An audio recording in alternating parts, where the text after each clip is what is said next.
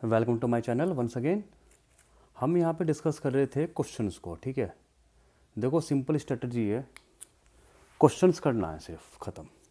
Questions क्यों करने हैं आपने बहुत पढ़ लिया, पर इसका यूज जो होगा ना क्वेश्चन से ही होगा।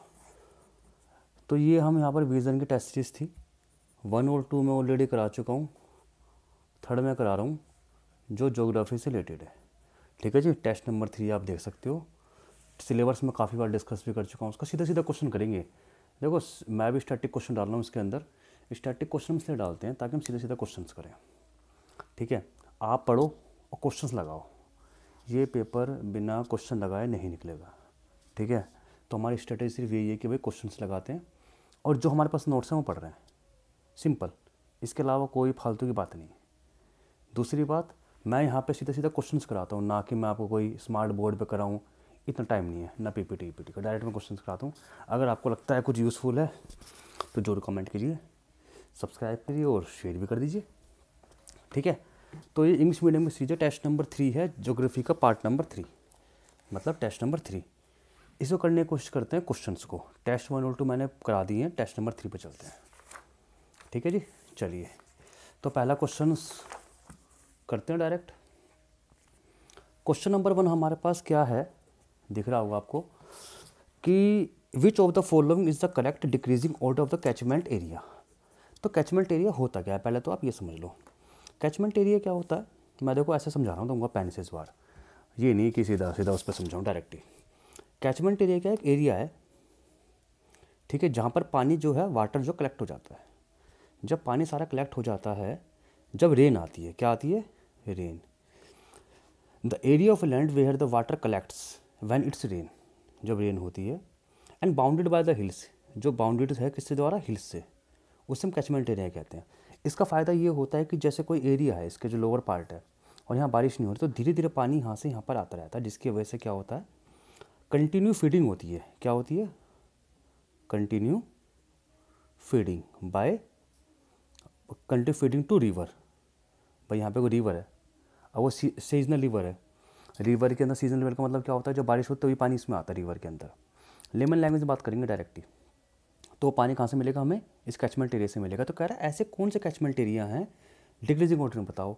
देखो मैं आपको बताऊँ ना, आप ऐसे याद करो, एक है इंडस, एक है गंगा, एक है ब्रह्मपुत्र, ठीक है, एक है गोदावरी, एक है कृष्णा और एक है हमारा कावेरी। तो जब आप इसको याद करोगे तो हमारे पास ऑप्शन कहाँ दिखेगा हमको, ऑप्शन हमें दिखेगा 1 गोदावरी, फिर कावेरी, तो उसका आंसर है बी। ठीक है, तो पहले हमने समझा कैचमेंट एरिया क्या होता है, कैसे बनता है। तो क्या करेंगे हम, the area of the land where the water collects when it's rain and bounded by the hills, water flow in form of the stream and continue feeding to the river. Okay, the series is Indus, then Ganga, then Brahmaputra, Godavari, Krishna और कावेरी। तो question number 1 हम ऐसे करते हैं attempt. Question number 2 attempt करने की कोशिश करते हैं, देखते हैं कैसा क्वेश्चन है एक बार ये, क्योंकि क्वेश्चन तो देखो विजन के हार्ड होते ही हैं, विजुअल इनसाइट के। क्वेश्चन नंबर 2 पे चलते हैं। Which of the following most of the big ports in India situated on the western coastal of the India and western coastal in the submerged. ठीक है, चलो इसको समझने की कोशिश करते हैं। ये हमारा इंडिया है, ये हमारा वेस्टर्न कोस्ट है हमारा। तो वेस्टर्न कोस्ट हमारा कितना बड़ा है, 350 किलोमीटर का है, पहली बात तो 350 किलोमीटर्स का है। ये वाला पार्ट हमारा सबमर्ज्ड है, ऐसा क्यों, तो ये बात हमारी सही है, सबमर्ज्ड है। क्यों, क्योंकि यहाँ पे जो वाटर का लेवल है, सी लेवल है, वो जो सी लेवल है वो हमारा हाई है। इसकी वजह से जो ये एरिया है ये हमारे पास फ्लड होते रहता है, पहली बात। अच्छा, इसीलिए हमारे पास ये आइडियल कंडीशन देता है to develop of the ports, क्योंकि यहाँ पानी ज़्यादा है, हाई लेवल है, तो it's provides the ideal condition to develop ports. तो जितने पोर्ट्स हो गए हमारे पास, चाहे हमारे पास कंडला हो गया, ठीक है, कोचीन हो गया, ठीक है, या फिर हमारे पास हो गया मारमोगा पोर्ट हो गया, जवाहरलाल नेहरू पोर्ट हो गया, ये सारे पोर्ट हमारे पास कहाँ है, वेस्टर्न पार्ट में। तो most of the big ports on the situated of the western part, ये सही है। The western part, western coast of the India जो सबमर्ज, ये भी सही है, पर ये इसका करेक्ट आंसर है, क्योंकि वेस्ट सबमर्ज है जब तो वहाँ पे ज़्यादा पोर्ट है, तो आंसर क्या हुआ इसका, 1 हो गया हमारे पास। अच्छा, सबमर्ज होने से होता क्या है, सबमर्ज होने से क्या होगा, the level of the sea water is high and which phase the flood. इसकी वजह से होता क्या है कि मैं एक लाइन और लिख देता हूँ, क्या पता अगले पेपर में कहीं ना कहीं तो मिल जाए। इससे होता ये है कि it allow greater draft capacity as compared to eastern ghat, eastern coast. Eastern coast से ज़्यादा यहाँ पर क्या कहते हैं, कैपेबिलिटी ज़्यादा है, ठीक है, कैपेसिटी ऑफ द वाटर। तो हमारे पास सेकंड वाला पार्ट हो गया। क्वेश्चन नंबर 3 हमारे पास आया, कोकबोरक हमारे पास क्या है, तो सिंपल सी बात है, तो याद करने वाली बात है, नॉर्थ ईस्ट की ट्राइबल लैंग्वेज है, tribal language of the north east. ठीक है जी, तो 3 क्वेश्चन हमारे पास हो जाते हैं, ज़्यादा करने की जरूरत नहीं है। क्वेश्चन नंबर 4 पे चलते हैं। इसके अंदर हम डेजर्ट लगाने हैं। तो कालाहारी डेजर्ट कहाँ पर, अफ्रीका में, सही है। निम्बाई डेजर्ट कहाँ पर, साउथ अमेरिका, गलत है, ये भी साउथ अमेरिका के अंदर है, साउथ अफ्रीका में, सॉरी। और मोजिवा डेजर्ट ये हमारा अमेरिका के अंदर है। तो हमारे पास फर्स्ट और 3 हमारे पास सही हो गए, फर्स्ट और 3 सही हो गए, तो आंसर क्या होगा, ओनली 2। ठीक है, चलिए क्वेश्चन नंबर चलते हैं 5 पे। Consider the following statement regarding the tsunami. Tsunami के बारे में बात चल रही है। तो पहली बात, सुनामी बनती कैसे है, तो कह रहा है कि they are the kind of the earthquake having the epicentre below in the ocean water. ऐसा है क्या, नहीं, हमारे सी फ्लोर है, मान लिया सी फ्लोर है यहाँ पर, ठीक है। When it is a displacement is occur, जब यहाँ पर डिस्प्लेसमेंट होता है तो उसकी वजह से sudden displacement of ocean water होगा भाई। जब ये जो लेयर है हमारे सब हिलेंगी विलेंगी तो क्या होगा, ओशन वाटर सडन डिस्प्लेसमेंट होगा, जिसके सुनामी आएगी। तो इसके जो कारण है वो है हमारे पास अर्थक्वेक, पहली बात, वोल्केनिक इरप्शन, 2 बात। तो इन दोनों की वजह से हमारे पास क्या होता है, sudden displacement of the water होता है। कहाँ पर आता है, सी के अंदर, जिसकी वजह से हमारे पास क्या होगा, सुनामी आएगी। तो पहला क्या कह रहा है, they are related to the earthquake, नहीं, अर्थक्वेक से भी है, वोल्केनिक से भी है, तो पहला हमारा गलत हुआ। कह रहा height of the wave is inversely proportional to the depth of the water. जितनी ज़्यादा डेप्थ होगी उतनी हमारे पास हाइट क्या होगी, इनवर्सली प्रोपोर्शनल, कम होगी। सही बात है, डेप्थ हमारा ज़्यादा है तो ज़्यादा अपवर्ड फोर्स नहीं आएगा, तो हमारे पास ये सही हुआ। तो आंसर कितना होगा, ओनली बी।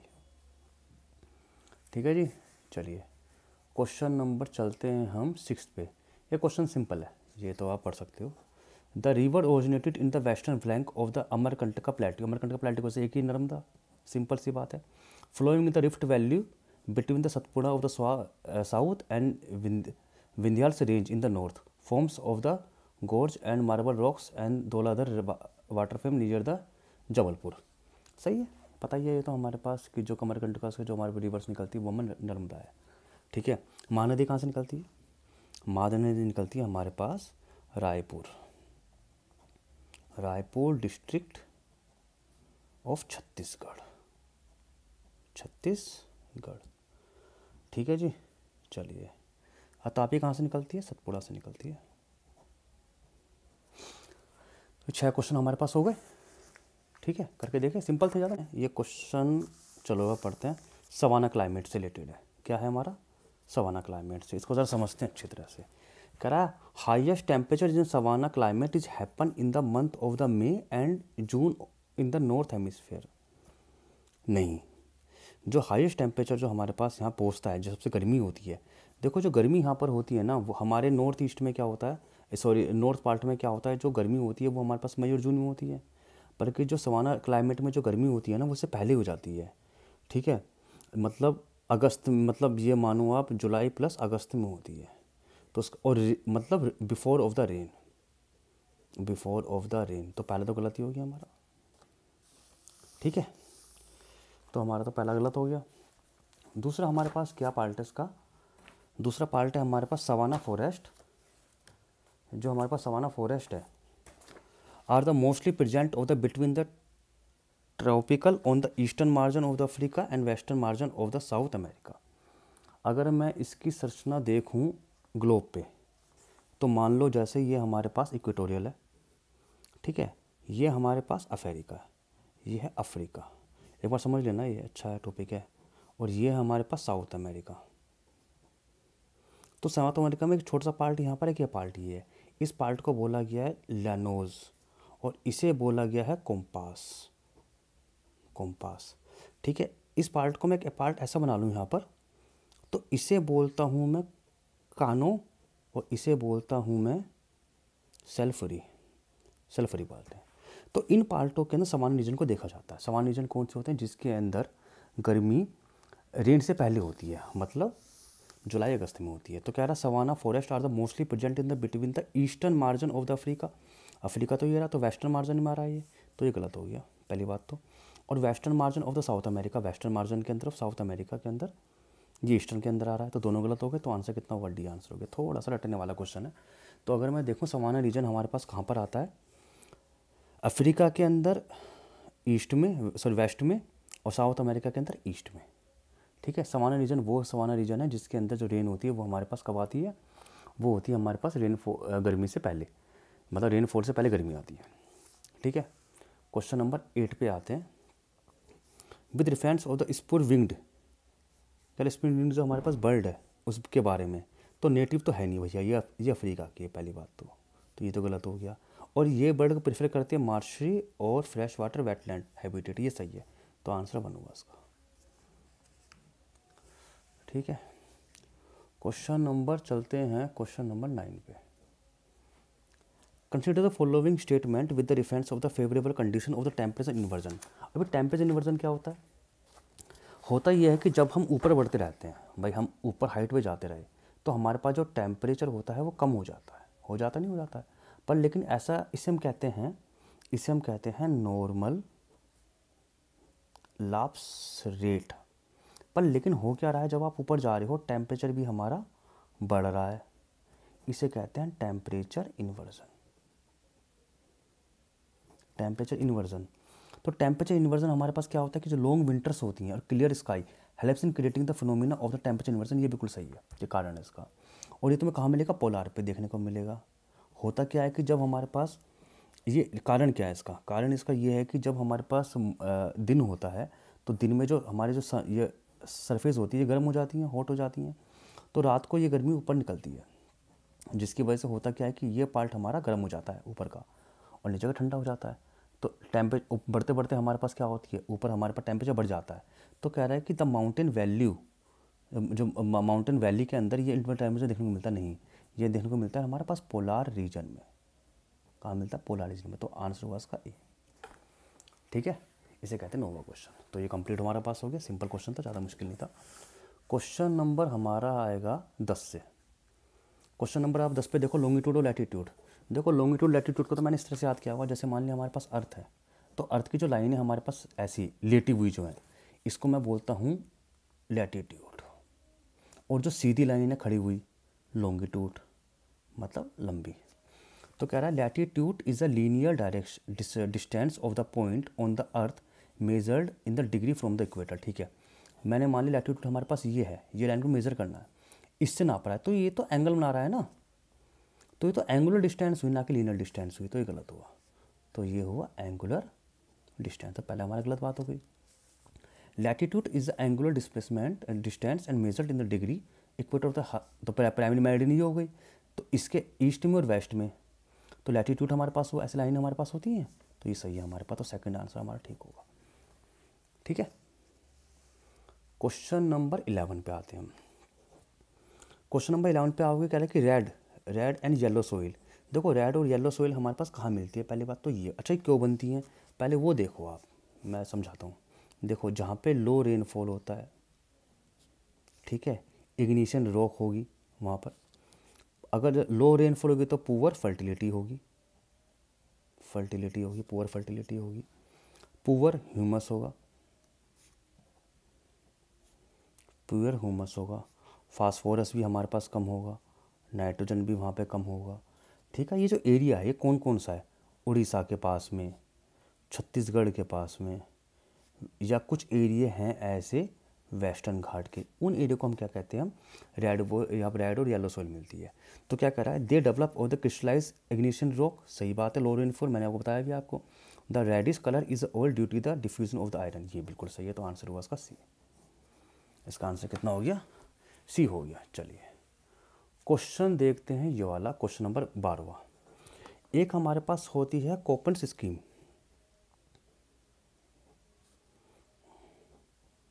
कोपन स्कीम, उसमें क्या बांटा गया है कुछ एरिया को, जैसे क्या करके बांटते हैं। ई का मतलब पोलर होता है, क्या होता है पोलार, तो पोलार में जम्मू कश्मीर है, सही है।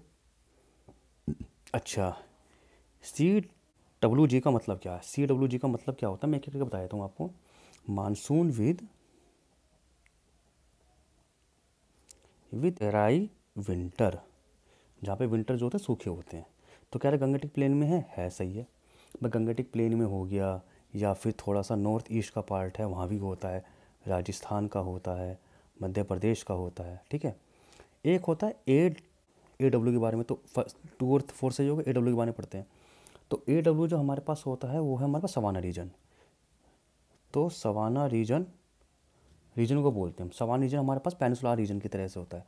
तो अगर मैं यहाँ पे लिख दूँ उसको, जितना हमारे पास पेनिसुलार पार्ट है, पेनिसुला प्लेट्यू है, वो होता है हमारे पास। तो एक्सट्रीम वेस्टर्न राजस्थान, तो ये तो गलती हो गया बिल्कुल। अच्छा, AS का पूछते हैं। तो AS का अगर मैं देखूँ, AS का मतलब होता है कि मानसून विद ड्राई समर, जहाँ समर क्या होती है, सूखी सूखी सी होती हैं। तो तमिलनाडु का पार्ट होता है, क्योंकि वहाँ बारिश कब होती है, समर के बाद होती है। याद है ना आपको, नॉर्थ ईस्ट के बाद मतलब बारिश जो होती है साउथ वेस्ट मानसून में नहीं होती, लौटते हुए होती है। तो ये भी हमारा गलत हो गया। तो आंसर क्या हुआ, 2 हुआ, तो ओनली 2 आंसर हो गया इसका, ठीक है। 12 राइजिंग डायलॉग हमारे पास अभी न्यूज़ में चल रहा था। तो it is the annual conference of the Jio politics and Jio economics, ये सही है। It is hosted by the NITI Aayog, गलत है। ये नीति आयोग ने होस्टेड नहीं करा, तो आंसर ये हो गया किसने करा है, ये करता है ऑब्जर्वर रिसर्च फाउंडेशन और प्लस एक्सटर्नल मिनिस्ट्री जो हमारे पास है इंडिया की, इन्होंने मिले क्या था। तो नीति आयोग ने नहीं किया, तो गलत हो गया। क्वेश्चन नंबर 14 पे करो। ये क्वेश्चन अच्छा क्वेश्चन मैं मानता हूँ कि परसेंटेज ऑफ सोइल हमें कितनी पाई जाती है। तो वो सबसे ज़्यादा सोइल हमारे पास एलुवियल सोइल है, फिर रेड सोइल है, फिर ब्लैक सोइल है, फिर ये पीट सोइल है। तो आप इसको याद कर सकते हो ARBP से। तो आंसर हुआ हमारे पास C, ठीक है। ये हमारे पास हुआ। तो 14 क्वेश्चन हमारे पास हो गए। 15 क्वेश्चन, चलो ये भी कर लेते हैं एक बार, 15 क्वेश्चन भी कर लेते हैं। 15 क्वेश्चन, एक हमारे पास 2 तरह की वेव है, इसको पढ़ने के लिए हम क्वेश्चन बनाते हैं। एक हमारे पास P वेव है, एक हमारे पास सेकेंडरी वेव है, प्राइमरी वेव सेकेंडरी वेव है। तो प्राइमरी वेव है वो सबसे ज़्यादा फास्टर है, move faster, plus reach on surface सबसे पहले, ठीक है। ये सॉलिड, लिक्विड और गैस तीनों में चली जाती है, तीनों के अंदर मूव करती है। ये बात समझ में आ गई, इतनी सी बात। अच्छा, तो एक बात और याद कर सकते हो, ये similar to the sound wave होती है, साउंड वेव। तो ये तो पी के बारे में बात मैंने ख़त्म करी। अब सेकेंडरी वेव पे आओ। सेकेंडरी वेव क्या होता है, थोड़ा सा लैग टाइम लेती है, time taken to reach surface, और ये सिर्फ सॉलिड में मूव करती है। तो इसका मतलब अर्थ के कुछ ऐसे पार्ट होंगे जहाँ पे मूव नहीं करेगी, ठीक है। उसे हम कहते हैं शैडो जोन। क्या कहते हैं, शैडो जोन, ठीक है। अब पढ़ लेते हैं इसका मतलब। The secondary waves are the secondary and arrivals at the surface with some lag, ये बताया मैंने तुमको, सही बात है ना, कि थोड़ा लेटर पूछती है। And shadow zone of the S wave is greater than the P wave, ये भी सही है हमारे पास। तो ये हमारे पास दोनों सही हो गए हमारे पास, ठीक है। तो ये हमारे पास स्टेटमेंट दोनों सही है, पर लेकिन वो उसका आंसर नहीं है। तो उसका आंसर हुआ हमारे पास बी। अच्छा, इसमें एक क्वेश्चन तुम्हें बता देता हूँ छोटा सा। एक जोन है 105 डिग्री से 145 डिग्री, ये जोन जो है दोनों के लिए शैडो जोन है, मतलब पी के लिए भी एच जोन के लिए भी। और 105 के बाद है ना, does not receive any S wave, इसके पास तो फिर एस वेव कोई भी नहीं आता। तो हमारे पास कितना आंसर हो गया, बी आंसर हो गया, ठीक है। 15 क्वेश्चन कर लिए, 15 क्वेश्चन कल करेंगे। Thank you for the watching.